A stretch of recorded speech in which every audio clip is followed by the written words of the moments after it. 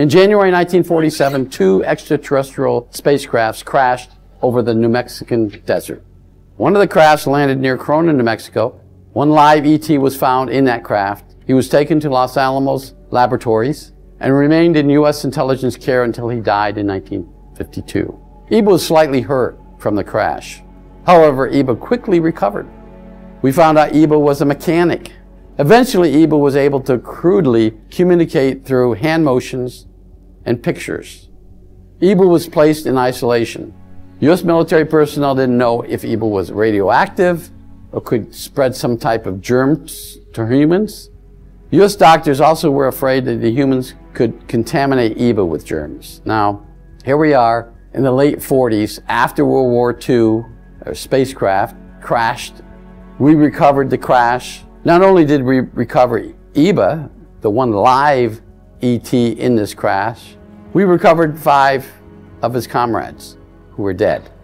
Now in 1949, a rancher moving his cattle from a lower grazing area to a higher grazing area in western New Mexico near Paloma Peak found another spacecraft, identical to the one that crashed near Corona. This is 2 years later, a very remote area of New Mexico.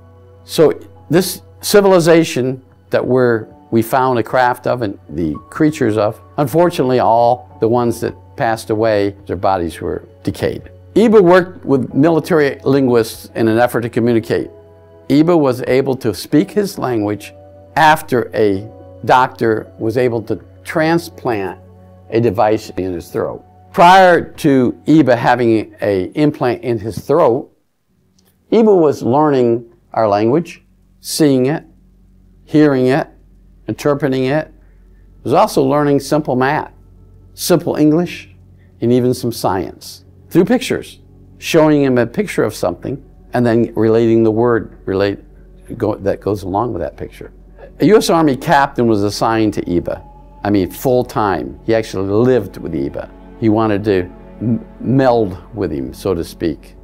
This captain was a master linguist speaking a number of different languages. Through this interaction with the captain, 𝗍𝗑 was able to relate information about himself, his home planet, and his spacecraft. Now, one of the big questions I'm always asked is, what did 𝗍𝗑 eat? Well, 𝗍𝗑's spacecraft contained a large quantity of food items for his consumption. Now, 𝗍𝗑 eventually exhausted his food supply.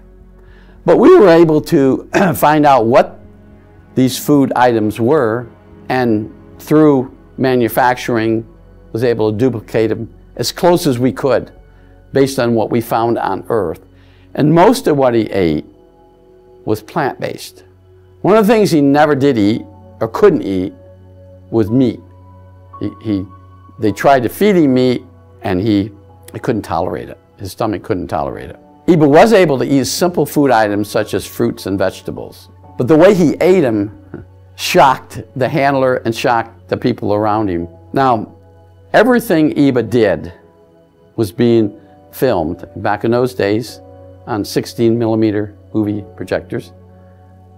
So everything was being recorded.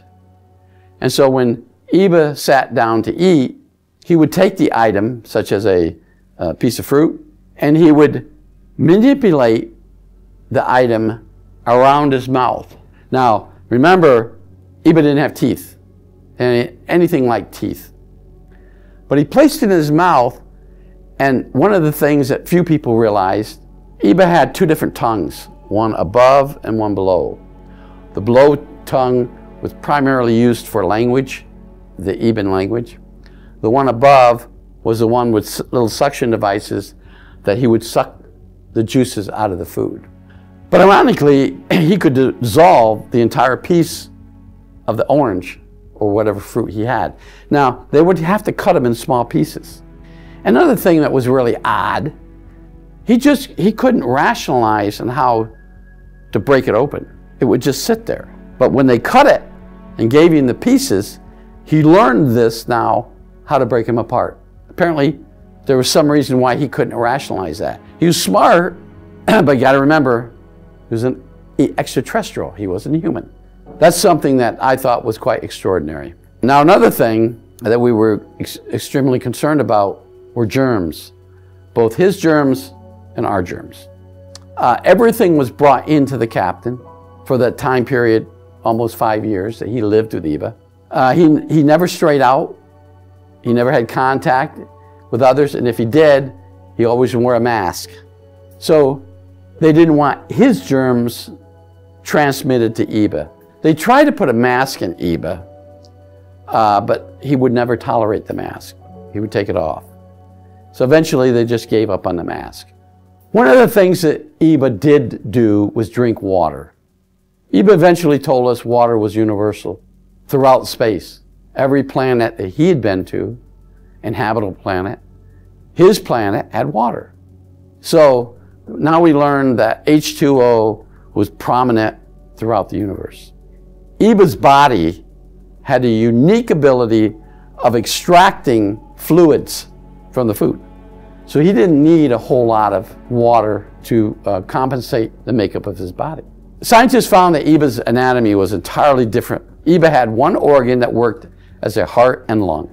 𝗍𝗑's digestive system was simple, with just one stomach and one organ that eliminated waste. 𝗍𝗑 had small glands on his hands, arm, and legs. The glands would enlarge at certain times. 𝗍𝗑 measured 4 feet 3 inches tall and weighed 60 pounds. 𝗍𝗑's weight never varied. 𝗍𝗑 was found in a crash site wearing a tight-fitting one-piece suit. The suit was all he needed to maintain the correct body heat. The suit was made of an elastic material that retained warmth and kept out cold. Scientists could not determine the material of the suit. Now here we got an extraterrestrial that wore this suit, one suit, didn't have any other clothes in the spacecraft, and that suit protected him from the heat and protected him from the cold. During experiments at Los Alamos, he was subjected to cold and heat. His body temperature never changed. 𝗍𝗑 had fluid in his body similar to blood. However, scientists could not identify the substance of the blood. 𝗍𝗑 lasted longer than he probably would have if his comrades had lived, because I'm sure the amount of rations he had for food would have been consumed by them too. 𝗍𝗑 was always calm, kind, and very considerate. He was never excited, rude, or mean. 𝗍𝗑 liked to touch people. His culture of holding and touching a person was a social norm for them. As he later explained to us, hugging and touching was a form of communications, social communications, to the 𝗍𝗑ans. 𝗍𝗑 was very docile. Even when scientists were poking and examining him, he seemed to understand why. He was the alien. He was the one that the humans were going to find information from, experiment with. He accepted that. He had a very high intelligence level. Now, I think it was difficult for Los Alamos, even being a national laboratory with very smart scientists, it was difficult for them to measure his intelligence quotient or his IQ. Now, he was only in captivity for 5 years. During that time period, he was able to learn our language. The problem he had was communicating, saying our words. He was saying them the best way he could, and it took some time for people to understand what he was saying, similar to somebody that had a thick accent from some other country and then trying to speak some other language. Now, during his life on Earth, 𝗍𝗑 developed several medical conditions. His body seemed to heal those problems, except for a rash. Several different medicines were tried, and eventually the rash went away. What 𝗍𝗑 had on his spacecraft was a medical kit. It took us some time to determine what it was, and it took some time actually for 𝗍𝗑 to explain what he needed to get out of the spacecraft. But eventually we were able to bring his medical kit to him. Some very strange looking equipment, some strange looking tubes with medicine or some sort of healing materials. 𝗍𝗑 assisted U.S. military intelligence in understanding the items from a spacecraft. 𝗍𝗑 assisted us in creating a communications link between his planet and Earth. We were able to link a system using a communications device found in the 𝗍𝗑 craft between Earth and the 𝗍𝗑's home planet. In September 1952, 𝗍𝗑 developed a serious medical condition. Military and civilian doctors tried in vain to treat the problem. Everything that they could possibly do They tried. He was withering away. They didn't understand why. 𝗍𝗑 seemed to know why, but he couldn't relate everything to us or his handlers.